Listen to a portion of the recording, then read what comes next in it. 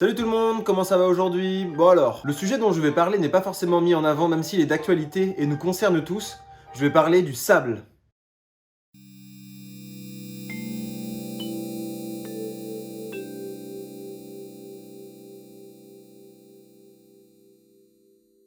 Allongé sur votre serviette de plage, en train de savourer le soleil en sentant les embruns caresser votre visage, il vous est sûrement déjà arrivé de vous poser la question en laissant filer une poignée entre vos doigts. Mais qu'est-ce que le sable? La question n'est pas si simple. En effet, le sable est moins anodin qu'on le pense. Il ne sert pas qu'à faire des pâtés ou des châteaux de sable avec. Il est présent tout autour de vous et vous l'utilisez beaucoup plus souvent que vous ne le pensez. Vous allez voir dans cette vidéo comment l'humain gère et utilise cette ressource qui est bel et bien non renouvelable. Bon, et le sable, c'est quoi? Le sable peut être n'importe quoi. Le mot sable, c'est un terme technique désignant un matériau plus petit que du gravier, mais plus gros que du limon. En gros, faut pas que ce soit trop petit ni trop gros. Le sable témoigne de la zone géographique de laquelle il provient. Le plus commun est principalement constitué de quartz remonté de la croûte terrestre et ensuite acheminé par les cours d'eau. Selon les zones, le sable peut être complètement différent. Du coup, il existe une multitude de sables, comme le sable brun que l'on retrouve sur toutes les plages du sud-ouest de la France, là où vous allez passer vos vacances, ou faire un peu de surf. Le sable rose, le sable noir aussi, que l'on peut retrouver sur les plages du nord de la Martinique. Le sable gris, comme au Cap d'Agde. Le sable vert, comme à Hawaï.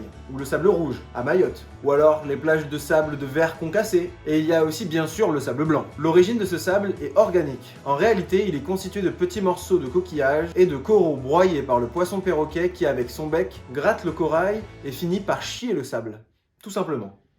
Bon, tout ça c'est intéressant, mais à quoi il peut bien servir ce sable? Qu'est-ce que l'humain en fait? Le champ d'utilisation du sable est stupéfiant. Il est présent en grande quantité dans les microprocesseurs, la construction de nos bâtiments, pour le verre et même dans les pneus. On se sert aussi du sable pour construire des avions, car il rentre dans la composition des plastiques des réacteurs. Et parce qu'il est source de dioxyde de silicium, on en trouve aussi dans le vin, le papier, le dentifrice, la peinture et des milliers d'autres choses. En d'autres termes, le sable dans notre société est devenu comme l'air et l'eau, on ne peut pas s'en passer. Bon, et vous connaissez la musique, si nous sommes là à en parler, c'est qu'il doit bien y avoir un problème avec ce sable.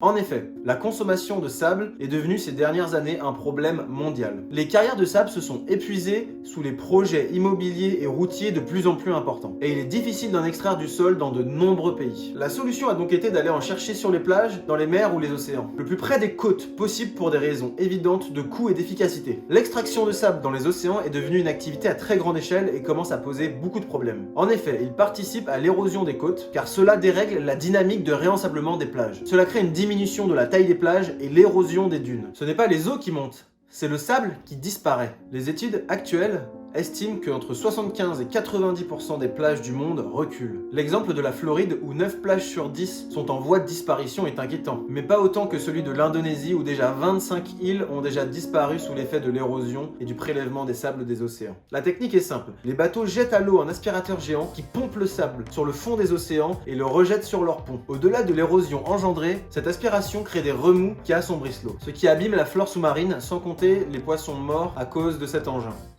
Ces extractions sont en croissance partout sur la planète dans des proportions inquiétantes. Plus de 23% des côtes de la France métropolitaine sont déjà impactées par cette érosion. Les chantiers géants de la péninsule arabique sont depuis quelques années au centre des préoccupations. Les îles artificielles et les buildings géants créés par les monarchies du Golfe sont des gouffres à béton et donc de sable. Dubaï est l'exemple le plus parlant, puisque la minuscule monarchie importe du sable d'Australie en quantité astronomique pour continuer à développer ses projets immobiliers colossaux. 5 milliards de dollars sont importés par an. Il est en effet pas possible d'utiliser le sable du désert. Polis par les vents, les grains de sable du désert ont une géométrie beaucoup trop régulière, empêchant une agrégation suffisante. En gros, essayez de faire un mur avec des balles, vous verrez tout de suite que ça ne fonctionne pas du tout. Lorsqu'on parle du sable, de son exploitation, les chiffres peuvent aider à mieux comprendre le problème. Par exemple, pour l'industrie du bâtiment, 2 tiers des constructions de la planète sont constituées de béton, et ce béton est constitué aux 2 tiers de sable. La Chine, durant ces 4 dernières années, a consommé autant de sable que les États-Unis en 100 ans. Les ressources en sable, longtemps considérées comme illimitées, sont de plus en plus réduite.